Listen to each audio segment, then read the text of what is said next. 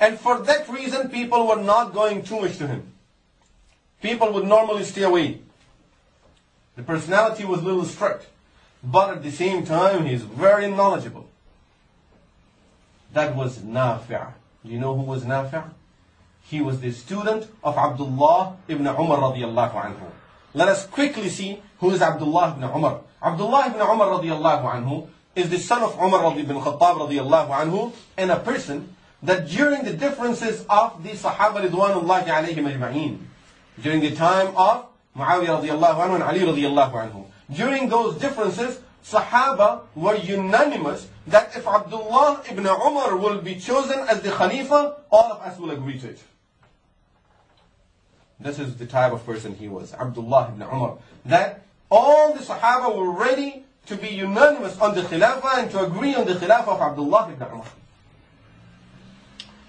And Sahaba themselves say that after Rasulullah sallallahu alaihi wasallam passed away, some years after that, there was some change in our life.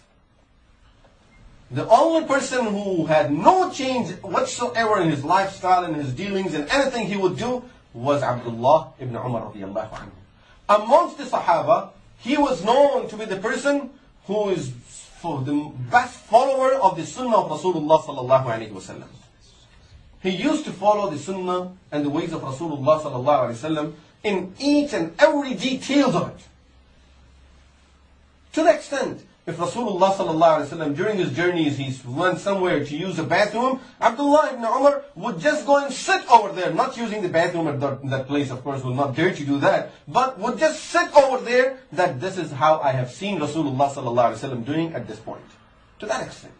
So of course, if it's to that extent, then imagine his way of eating, drinking, sleeping, talking, everything else was exactly the copy of what Rasulullah sallallahu alaihi wasallam had done. Nafi' spent 30 years with Abdullah ibn Umar radiallahu anhu. 30 years. Abdullah ibn Umar radiallahu anhu had a special place in the masjid where he used to sit and teach people hadith. In the masjid of Rasulullah sallallahu alaihi wasallam, that was between the minbar and the house of Rasulullah sallallahu alaihi wasallam, at a place where Rasulullah sallallahu alaihi wasallam normally would rest during his i'tikaf in the month of Ramadan. That was the place where Abdullah ibn Umar would sit to teach people the deen of Allah. After he passed away, Nafi' would sit at the same position.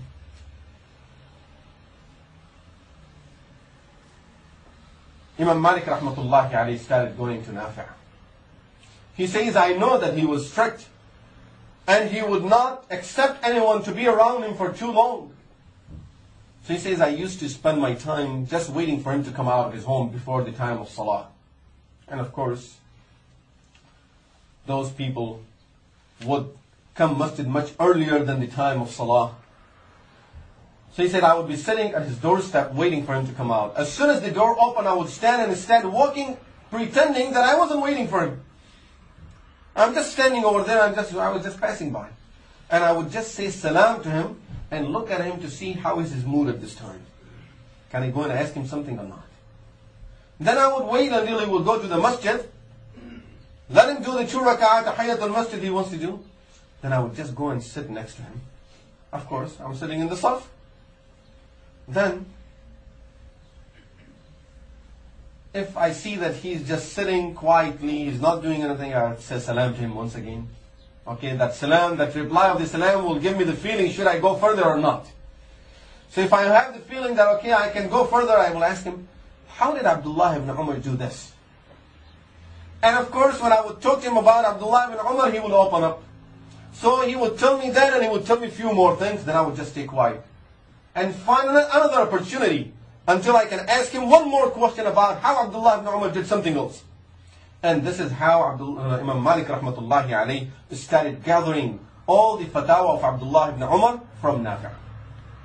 And finally, look, the method he's using for learning, subhanallah, it shows the zeal that he has for learning the deen of Allah. And finally, Imam Malik was known to be the most knowledgeable person about the sunnah of Rasulullah sallallahu alaihi wasallam in Medina Munawwara, because he is the student of Nafi', and Nafi' is the student of Abdullah ibn Umar, and Abdullah ibn Umar was the best follower of Rasulullah sallallahu alaihi wasallam in these details of the Sunnah. And Imam Malik rahmatullahi alayhi was the most knowledgeable about that, because he was the only student of Nafi' who had spent long years around Nafi', learning from him all of these fatwa of Abdullah ibn Umar radiyallahu anhu. And one of the chain of the hadith, there are chains of narrators. One of the chains of the hadith that is called Silsilatul Dhahab, the golden chain of hadith, is this chain of hadith, Malik and Nafi' and Abdullah ibn Umar. This is a golden chain of hadith. We have values of our own golden chains, but muhaddiseen, subhanallah, you offer them any gold in the world. If he has that golden chain, he will tell you, I have the most valuable chain in the world. There are some more, and one of these is this chain of narrator, Malik. He narrates on the authority of Nafi', and Nafi' narrates on the authority of Abdullah ibn Umar radiyallahu anhu.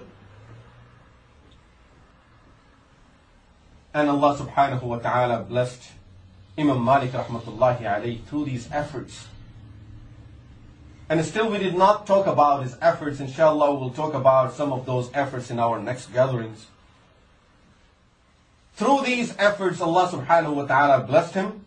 After Nafi', Imam Malik was the person who would sit in that position in the masjid of Rasulullah sallallahu alayhi wa sallam, where Abdullah ibn Umar used to sit initially. Then Nafi', and now Malik was sitting in the same position to teach people about the deen of Allah subhanahu wa ta'ala.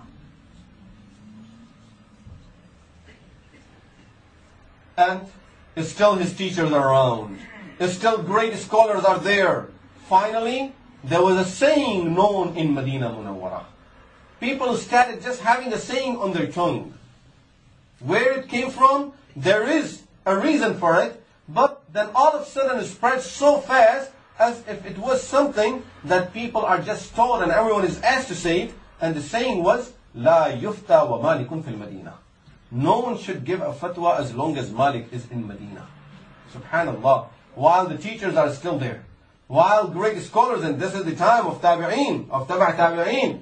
And people are saying, La yufta wa malikun fil Medina. No one should give the fatwa as long as Malik is in Medina.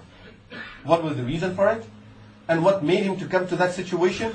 Inshallah, we'll talk about some of those in our next sessions. أقول قولي هذا وأستغفر الله لي ولكم ولسائر المسلمين والمسلمات وآخر دعوانا الحمد لله.